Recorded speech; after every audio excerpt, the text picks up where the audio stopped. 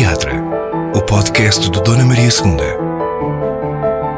A cada 15 dias, uma conversa sobre teatro com Mariana Maia de Oliveira. Meio do mês de julho no Teatra, dia de conversa com o José Pedro Gomes, cujo currículo não vou tentar resumir nesta introdução, mas vou resumi-lo, José Pedro, na palavra se calhar mais justa de todas, que é ator. Sim. Obrigada por nos receber aqui Obrigado. na sua casa. José Obrigado Pedro Gomes, por virem. ora é essa. José Pedro Gomes, ator, alguma vez na vida quis ser outra coisa que não ator? Quando era miúdo, quis ser petrolino. Tem que me explicar o que isso é. Pois, porque quando era miúdo brincávamos na rua, eu cresci no bairro da Encarnação, em Lisboa, ali ao pé do aeroporto, e então não havia carros e então a gente brincava na rua. E havia um senhor que passava com uma carroça puxada por uma égua linda e que ele vendia petróleo. Para os candeeiros? Não, eu não sou tão antigo. Ups. Mas sou do tempo dos fogareiros. Ok. Fogareiros a petróleo. A minha mãe tinha um. E então comprávamos o petróleo ao petrolino. E eu queria ser petrolino para ter aquela égua. Só por causa da égua. Só claro. por causa da égua. Ele vendia petróleo, vendia azeite e assim mais umas coisas que eu já não me lembro. E a gente divertia-se também, era uma coisa de crescimento, a gente passar por debaixo da égua quando ela estava a andar. Bem, Passávamos de um lado para o outro. é perigoso. Não, a gente, mas és um grande maricas se não passares. E todos tínhamos que passar. Bom, passado esse sonho, Sim. acabou por ser ator. Sim. O seu aprender da profissão foi fazendo, não é? Sim. Não houve propriamente uma escola com esse nome. Não fiz. Eu vim para ator por causa de um professor de português que deu o Gil Vicente no sexto ano, no antigo sexto ano, o nono ano agora, não, 10º, para aí. É o ano anterior ao fim do liceu, da escola secundária. Então talvez 11º. 11º, talvez. Sim. Bom, e então eu estava em Germânicas, porque uma das hipóteses que eu tinha para mim era também ir trabalhar em turismo, e então fui aprender alemão também, e latim, que era uma seca, o latim, xiça. Guardou alguma coisa desses anos de latim? Não, eu era o pior aluno. Não, mas percebo que é importante a gente perceber de onde é que vem, Sim. não é? Ainda sabe a declinação, declinar a rosa. Não, rosa a rosa é rosarum,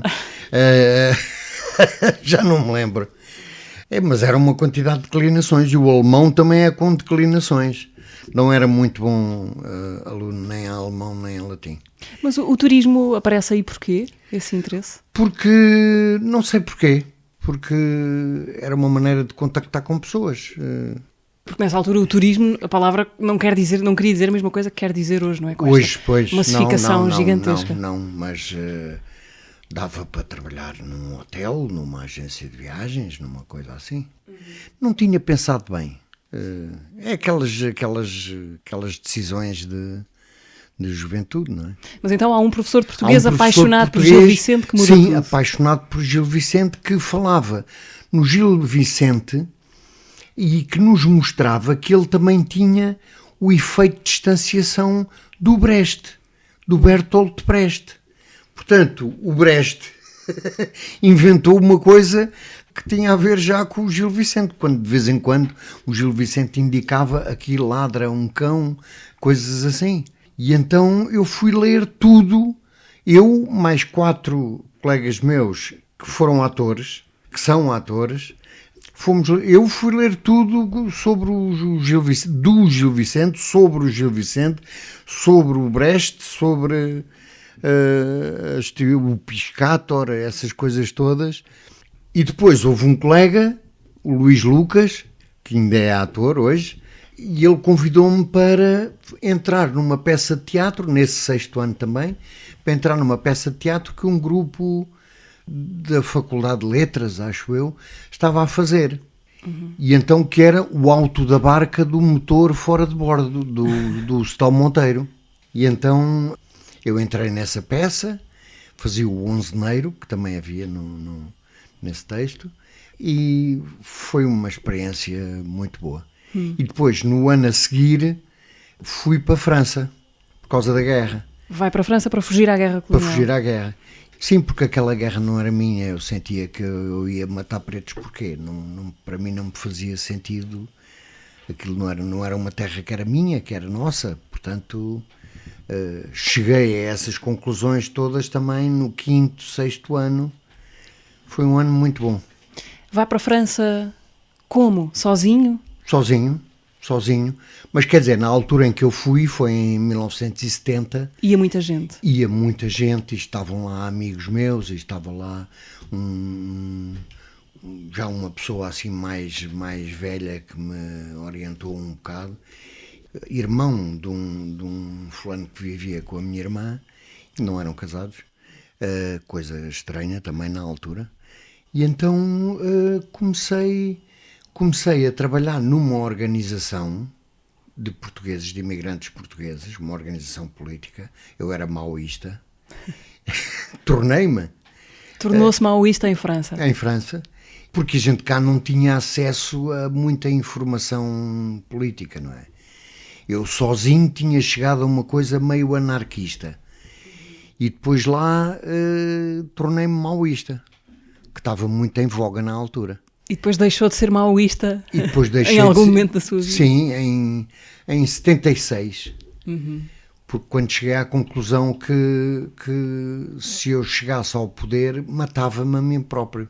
Ou prendia-me, ou uma coisa qualquer. E então deixei de sair dessa... Porque punha muitas questões que não me eram respondidas, porque cheguei à conclusão que não era maoísta. Mas estava a contar, então em França trabalha nessa... E então em França liguei-me a um grupo de teatro amador, e então também esse grupo amador tivemos contacto com o Théâtre du Soleil, que era um teatro muito importante em Paris, que tinha muito sucesso, e eles deram-nos um mini curso de atores ao grupo amador. Eles tinham um carpinteiro que era português, para já, e tinham essa forma também de tratar com outros, davam apoio a grupos amadores e a outros grupos profissionais. Fez teatro em França, mas fazia outras coisas também. Trabalhava, teve trabalhos em para fábricas, subsistir. Fábricas. Sim, que era para me ligar à classe operária. Era como verdadeiro maoísta, fui, embora houvesse muitos maoístas que não iam trabalhar para as fábricas, eu fui trabalhar para a fábrica. Como é que foram esses anos? Foram bons anos, agora retrospectivamente? Foram. Aprendi, portanto, muita coisa que não fazia ideia, e conheci pessoas de um estilo que eu não... operários mesmo, não é? Que eu não estava habituado, com quem eu não tinha contactado nunca. E pessoas muito ricas, pessoalmente. E nesses anos, como é que era, por exemplo, o contacto com a família que tinha ficado cá? É através de cartas raras. Não havia telemóveis, não é? Pois. E o telefone era uma coisa que não me passava muito pela cabeça usar, não sei porquê. Quer dizer, porque era tudo escutado, era tudo lido, não é? E as cartas também não eram muitas, porque eu sabia que abriam as cartas. E, aliás, o Luís Lucas mostrou-me umas cartas abertas que eu lhe escrevi. Lapido, não é? Essa coisa era mesmo a sério. Depois regressa, depois do 25 de Abril. Regressa a Portugal depois do 25 de Abril. Sim, um mês depois. Soube da notícia. Lembra-se desse momento? Lembro, não acreditámos. Quer dizer, ficámos desconfiados, porque podia ser um golpe de ultradireita. Pois, houve essa dúvida durante muito tempo. Sim. Durante muito tempo, durante aquele durante período. umas horas, Exato. pelos vistos cá, não é? Sim. Só que nós lá foi, não sei, 2, 3 dias, até começarmos a ouvir notícias que diziam, quer dizer, que mostravam que a coisa era diferente, não é?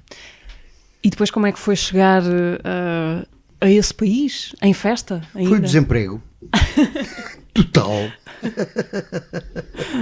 Então não foi bom. Não, foi muito bom, muito bom. Foi uma época extraordinária. Toda a gente falava com toda a gente. Eu depois fui viver para a Reboleira e, portanto, usava muito o comboio. E nos comboios toda a gente discutia política. Mas toda a gente. Discutir no sentido de conversar, de falar. Toda a gente trocava opiniões. E chegava à estação da Amadora, que tem um largo, tinha pelo menos na altura um largo muito, muito grande, com um jardim, e aquilo tinha 200, 300 pessoas em grupos de 5, 6, 10 a conversar. Foi uma época extraordinária, foi. E depois surge onde a cornucópia? É logo nesses anos depois? Não, já não me lembro. Aí surge o Proposta, que era uma proposta de um senhor do teatro já antigo, que tinha trabalhado no À Espera de Godot, que tinha feito À Espera de Godot, que é encenador, ator, Fernando Guzmão. E que tinha outros colegas, e aí acho que foi o Álvaro Pereira, como ator, é Álvaro Pereira, que também é dessa turma, que um dia estou eu a fazer umas traduções em casa, umas traduções que eu tinha arranjado para fazer, para ganhar algum dinheiro. De francês? De francês para português, mas que era da Rosa Luxemburgo, era um livro da Rosa Luxemburgo, alemã, a discutir o Capital do Marx. E eu, que não percebia nada de economia, lá ia traduzindo aquilo da maneira que eu conseguia, quer dizer, da maneira que a tradução estava certa. Aquilo dava-me, era um trabalhão imenso, porque tinha que ir muitas vezes ao dicionário e confrontar... Perceber termos técnicos e tal. E então estou eu a fazer a tradução às 3 da manhã, tocam-me à porta. Era o Álvaro Faria a dizer: olha, queres entrar amanhã num grupo de teatro profissional? E eu quero já, sim.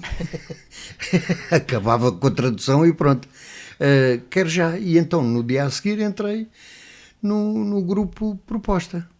Isto foi em 76, penso eu. Eu já tenho tudo um bocado baralhado na minha memória. 75, 76.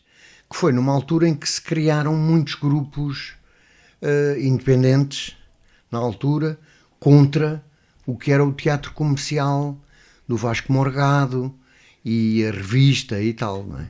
E então, aquela proposta era no bairro de Marvila, um teatro que se construiu a partir de um armazém, e a proposta era ser um grupo pequeno para levar teatro primeiro ali a Marvila, aquela zona operária, e depois para andar pelo país a fazer espetáculos. Portanto, viajou depois pelo país com a proposta? Andámos muito pouco, só na região de Lisboa. Ok.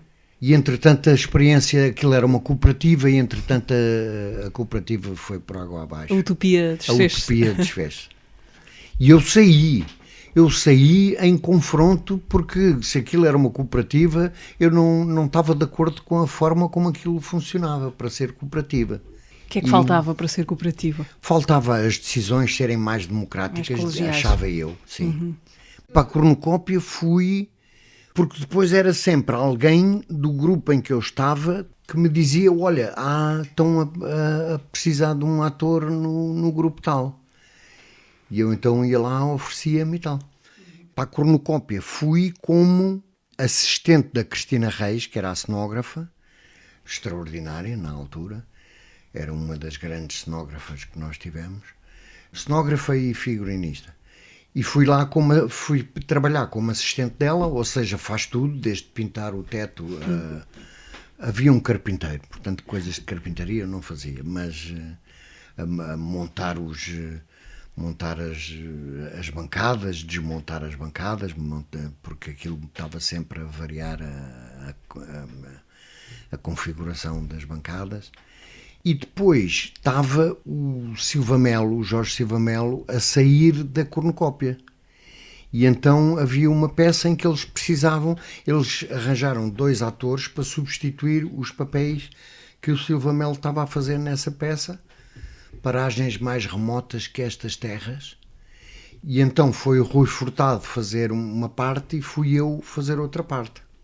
E uma das coisas que me ajudou, porque eu ainda tinha a dúvida de se queria continuar a ser ator ou não, porque passava grandes fases de desemprego entre uns grupos e outros, não é? Mas o Silva Melo foi ver esse espetáculo e no fim ficou para me dizer: epá, gostei muito do teu trabalho, tu vais ser um bom ator, continua. Essa e eu aí, foi determinante. Essa foi determinante para eu continuar e perseverar. Uma pancadinha nas costas importante. Sim, foi. Porque o Jorge Silva Melo era também um grande ator e um grande homem de teatro, e portanto a opinião dele era muito importante para mim. E ainda por cima estava a fazer o papel que ele teria feito. Portanto, conheceria bem. Sim. E além de ser ator, ser especificamente um ator de comédia, ou alguém que sobe a palco quase sempre, nem sempre, e não só, mas muitas vezes com a missão de te fazer rir, é uma vocação que acontece precocemente ou algures pelo caminho, parece, essa inclinação? As duas coisas, precocemente e algures pelo caminho. Eu sempre fui um tipo divertido e que gostava de fazer os outros rir. E, por outro lado, também é a maneira, quer dizer, desde que me tornei ator comercial, chamemos-lhe assim, ou fora dos grupos independentes, tivemos que optar, eu e o António Feio, por exemplo. Foi principalmente com ele que eu trabalhei, entretanto, nessa altura. Nós percebemos que chegámos à conclusão que teria que ser através de teatro cómico para termos muito público, que o que nos interessava era ter público para pagar as produções que a gente fazia, não é? Não tínhamos subsídio, portanto tínhamos de ir buscar dinheiro a algum lado. Essa palavra comercial que já tinha usado há bocadinho para falar da questão dos grupos exatamente, versus grupos o teatro comercial. O que é que essa palavra quer dizer para si? Tem uma conotação negativa? Já pedi desculpa ao filho do Vasco Morgado, que é o dono do Teatro Vilaré, que a empresa de produção com quem eu tenho trabalhado ultimamente aluga. Eu já pedi desculpa ao pai do Vasco Morgado e ao pai do Vasco Morgado filho, quer dizer neto. Aquilo eles chamam-se todos Vasco Morgado. São todos Vascos. São todos Vascos. Já lhes pedi desculpa por ter andado durante anos contra o teatro comercial que eles faziam, porque eu hoje em dia acho exatamente o contrário. É fundamental haver teatro comercial para grande público, para depois esse grande público por si próprio procurar outras coisas, procurar coisas mais arriscadas, mais diferentes desse teatro mais mainstream, como se diz agora em português. E portanto eu tenho pena que não haja mais teatro comercial. Pois há uma confusão entre comercial, não é necessariamente falta de qualidade, não é? Não, claro que não. E cá durante muito tempo pensou-se isso, que era falta de qualidade. E a gente vai lá fora e vê que o teatro comercial tem os musicais do West End, sei lá, as comédias do West End têm atores dos melhores. O John Gielgud, o não sei o quê, faziam todos teatro comercial também, para além das peças de Shakespeare e tudo. Aliás, eu já vi Shakespeare em teatro comercial, portanto... Shakespeare presta-se a muita coisa, não é? Sim, claro. Aliás, eu acho pelo contrário. Eu acho que foi o facto de nós estarmos contra o teatro comercial que fez com que houvesse uma crise imensa no teatro português nos anos 80, 90, em que as pessoas não iam pura e simplesmente ao teatro. Porque os grupos de teatro independentes passaram de grupos muito voluntaristas a quererem levar teatro a todo o país, passaram rapidamente para eu vou fazer o que me interessa, a coisa que eu vi lá fora e que me interessa para um grupo que depois dava num grupo de espectadores cada vez mais pequeno, até as pessoas deixarem de ver o teatro independente. Que teatro é que gosta de ver hoje? Gosto de ver teatro bom. Fico muito triste quando o teatro não é bom. Vi aqui há uns tempos uma peça que foi das piores peças que eu vi em toda a minha vida, que foi no Maria Matos. Uma peça com as duas cantoras, que eu nem decorei os nomes delas. Foi agora há pouco tempo? Foi agora este ano, no Maria Matos. Era sobre o 25 de Abril. Já sei. Sim. Mas como é que se chamava? O espetáculo é A Madrugada que eu Esperava. A Madrugada que eu Esperava. Não foi nada A Madrugada que eu Esperava. Elas são péssimas atrizes. Aliás, não são atrizes. Não sei quem é que teve aquela ideia peregrina. O texto era muito mau, a encenação era muito má, as luzes eram muito más e tudo aquilo era mal representado, tirando um ou dois atores mesmo a sério. Os outros era tudo fruto de uma mente retorcida e que não percebe nada de teatro. Aliás, o encenador nunca tinha feito teatro em mais lado nenhum e ensinou uma peça daquele tamanho e para aquele teatro. Continua a ver isso. Vai sempre com alguma expectativa ou também se atira assim para coisas que não faço ideia o que é que vou ver? Também.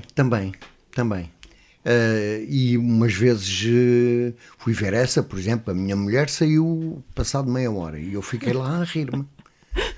Que aquilo era tão mau que fiquei a rir com uma amiga.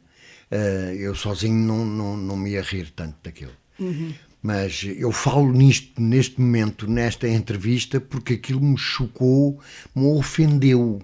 Aquilo era ofensivamente mau.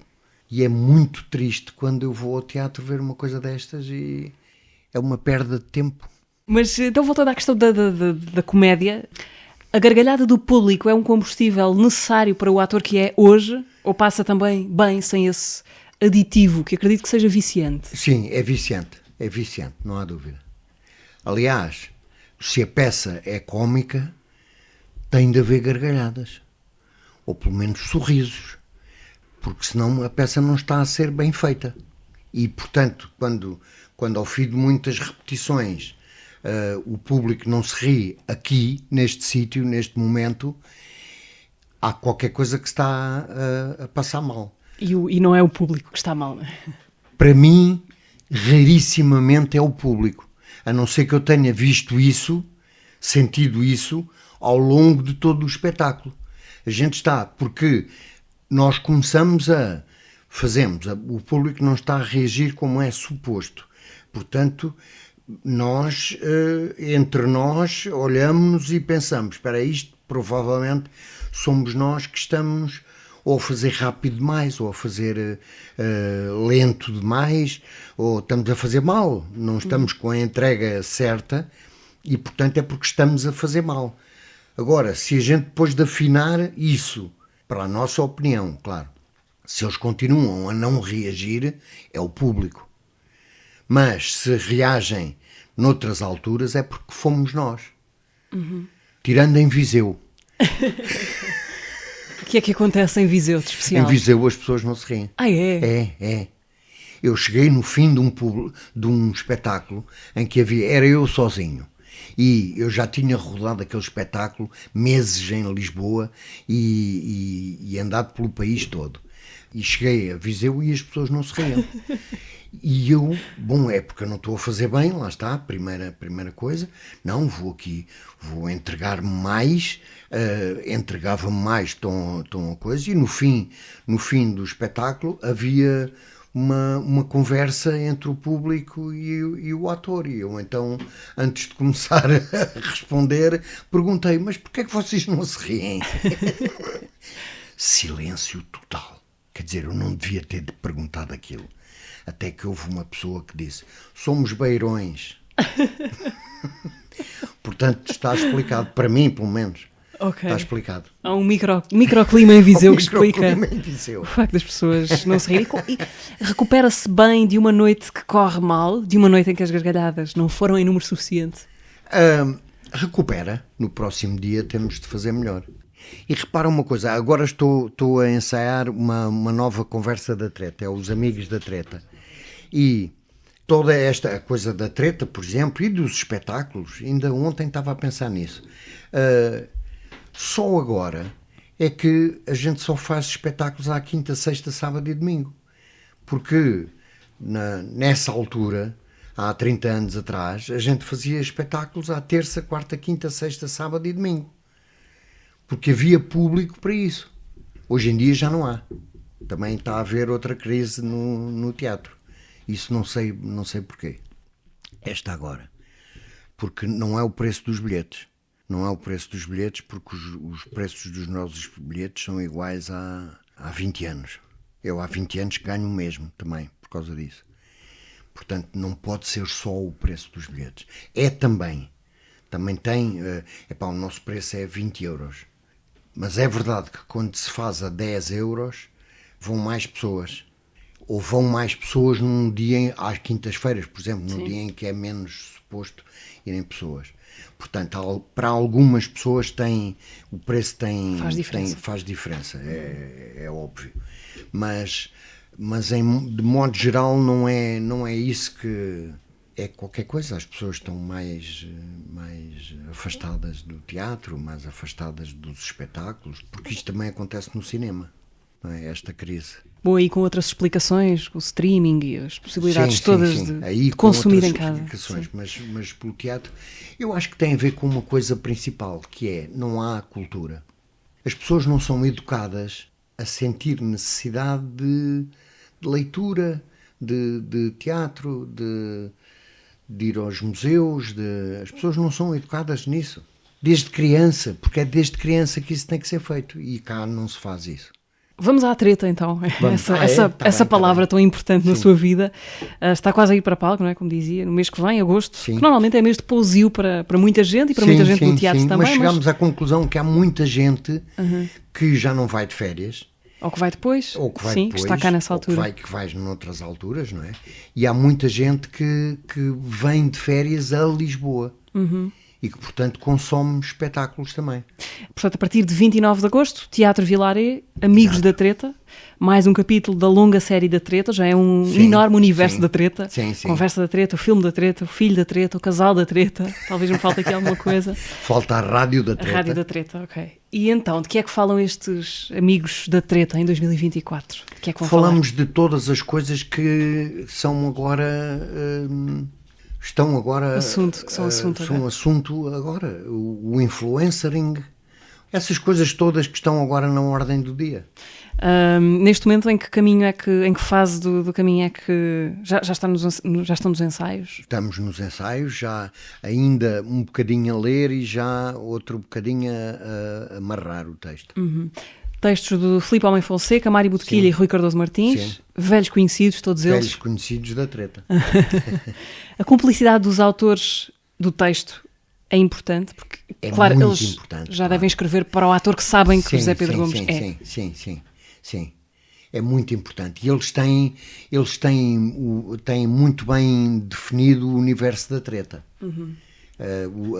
O palavreado, as atitudes e tal, têm isso muito bem, sabem-no muito bem. Eles só não são atores porque o trabalho deles é escrever. Porque eles estão bem dentro da Treta e isso é fundamental. E para o trabalho de um ator de comédia, é mais importante o texto ou a interpretação? Um texto assim pode ser salvo por uma excelente interpretação e vice-versa, ou é difícil? Eu duvido muito. Quer dizer, pode-se tirar sem mexer no texto, acho muito difícil. Porque o ator representa o que lá está. E se o que está lá é mau, não há salvação. Não há salvação, acho eu. Consome humor, assim puro e duro, não necessariamente feito por atores, mas humoristas? Não. Quer dizer, leio o Ricardo Araújo Pereira, mas mais nada. Porque ele está nas revistas e nos jornais que eu leio. O Zezé é uma personagem muito duradoura, não é? Sim. Não é habitual um ator fazer uma personagem, ou viver uma personagem com uma personagem durante tanto tempo. Cresceu consigo, não é? Cresceram juntos nos últimos 20 e tal, 30 anos. Sim. É bom isso de viver com uma personagem colada à pele durante tanto tempo?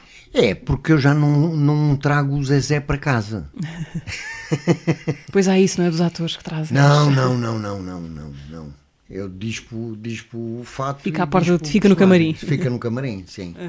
Quer dizer, é verdade que quando se está a trabalhar um texto mais elaborado, mais profundo, é preciso ir buscar outras coisas dentro de nós, mas eu acho que a gente vai sempre buscar dentro de nós. Por isso é que convém cada pessoa individualmente ter o máximo de experiências, o máximo de experiências.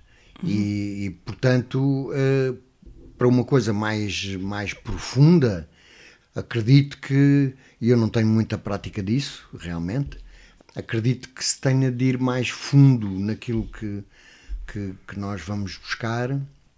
Mas, por exemplo, acho que isso é mais durante o trabalho para a peça, durante os ensaios. Durante os ensaios, eu, pelo menos, ando mais ávido a ver imagens, fragmentos na vida das pessoas que me ajudem. Olha, este é deste personagem, este não.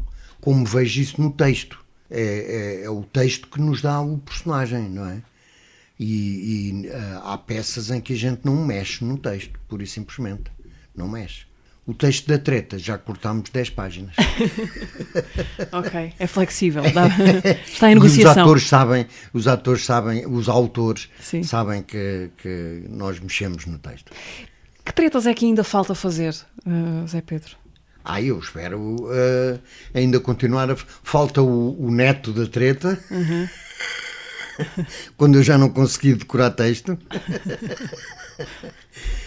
que não está longe. Não, podia ser um ator da Treta, um monólogo. Um monólogo da Treta. Um monólogo da Treta. Sim, olha, boa ideia. Não, é horrível fazer monólogos, pá. Já fiz muitos. Porquê? Porquê que é horrível? Porque é uma solidão muito grande.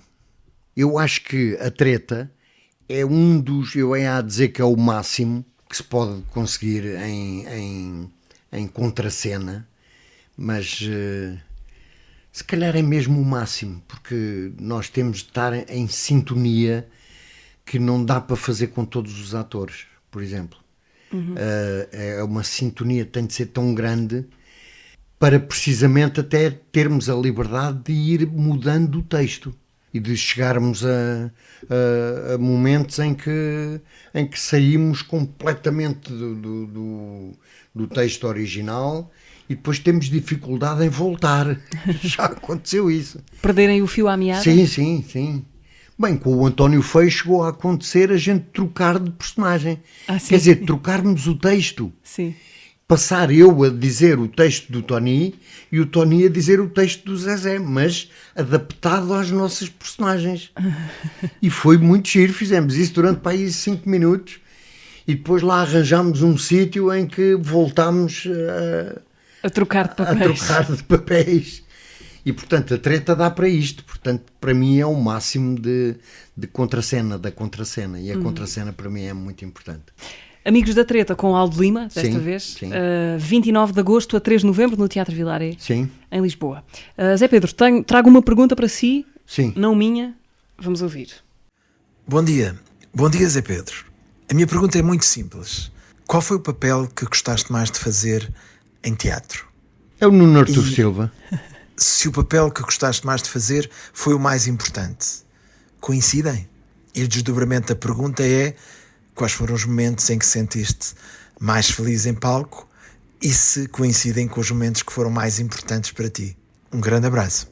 Um grande abraço. Nuno Artur Silva? Nuno Artur Silva. Por acaso, o texto mais importante que eu fiz foi do Nuno Artur Silva. O que diz Foi Molero? O que diz Molero. Não era do Nuno Artur Silva, quer dizer, a adaptação do que diz Molero para teatro foi do Nuno Artur Silva. Foi, para mim, a coisa mais importante que eu fiz em toda a minha carreira. E foi no Teatro Nacional Dona Maria II? E foi no Teatro Nacional, exatamente. A estreia foi lá? Sim. Lá no Cucuruto, Na sala estúdio? na sala estúdio, sim. Mas foi de tal maneira que a sala estúdio na altura tinha 83 lugares e nós tínhamos mais gente na sala estúdio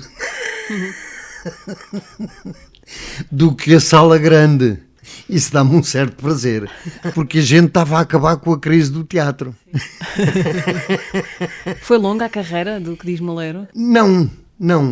Foi para aí 3 meses lá no Nacional, mas depois fomos no ano de abertura, acho que foi no ano de abertura do Teatro Nacional de São João, fomos lá com o Ricardo Paes, fizemos para aí 15 dias, e depois voltámos a fazer no Vilaré.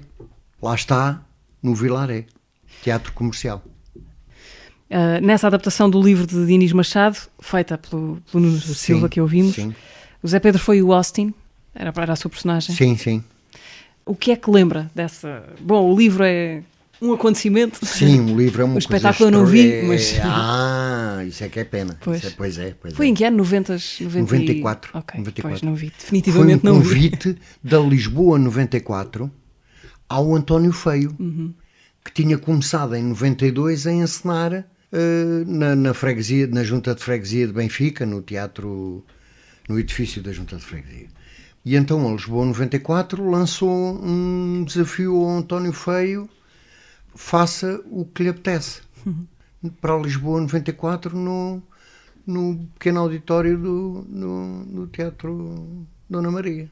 E então a gente reuniu uma equipa maravilha, com o António Jorge Gonçalves, o desenhador e cartunista, Que fez os figurinos, não foi? que fez os figurinos e os slides. Era uma coisa multimédia na altura, não havia vídeos, mas havia slides, portanto, era slides com movimento e tudo. 600 e tal slides, 6 máquinas de slides, 6 projetores. Foi uma coisa extraordinária.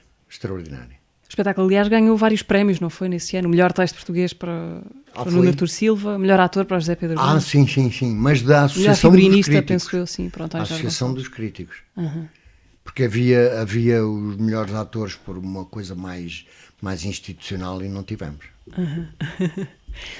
Ocorre-me perguntar-lhe se para essa experiência de fazer o Molero importou, por exemplo, começámos por falar disso, não é? Essa infância de rua, o ambiente de rua, de uma certa jovialidade rofia. Claro.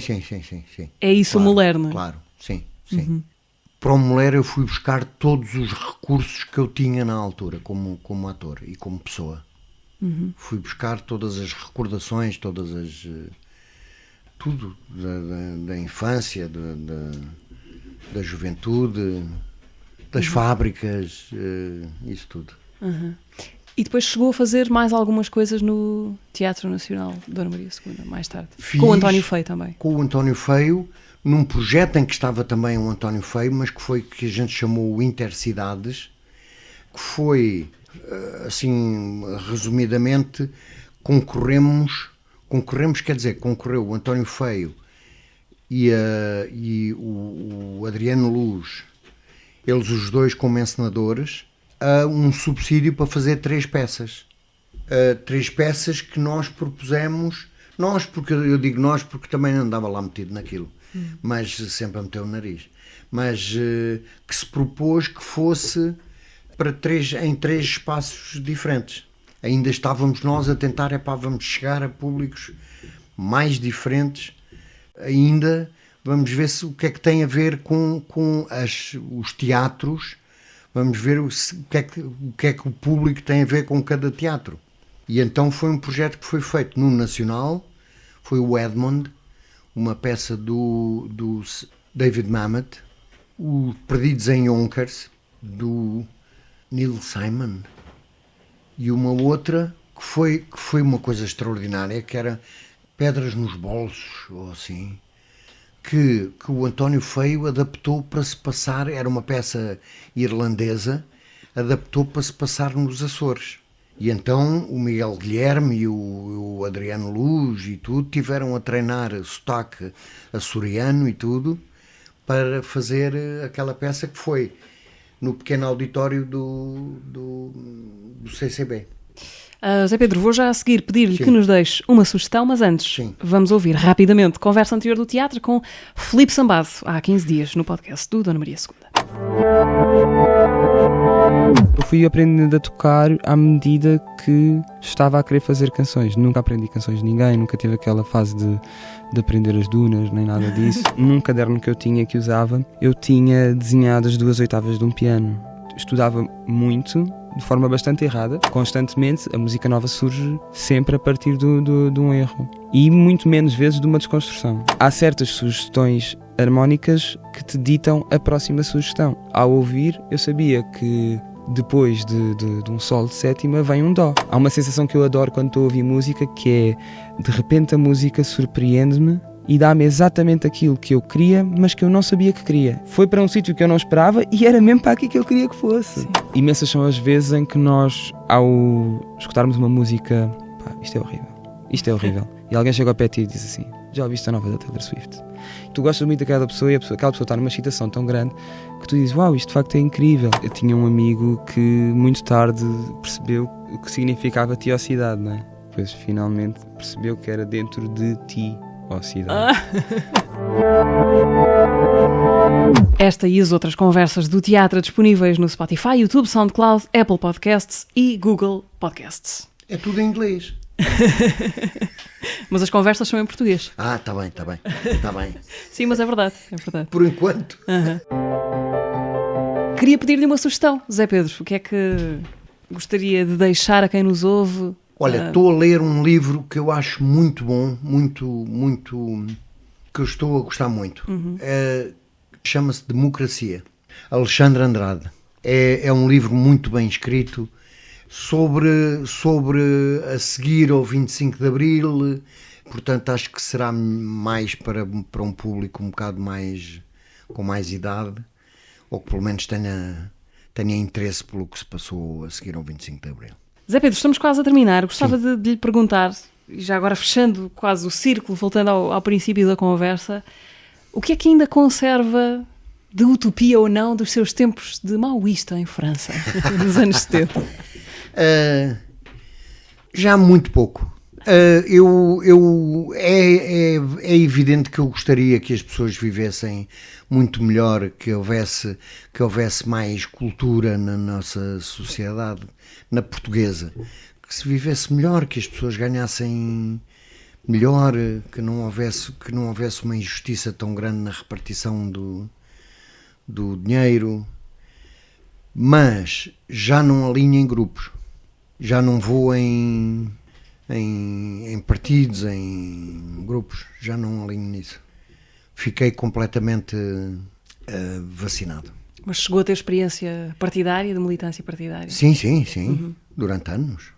E mesmo sem experiência partidária, eu já cheguei à conclusão, em várias épocas da minha vida, em que estar à frente de um grupo de pessoas para fazer não sei o quê é sinónimo de olhar para trás e não está ninguém.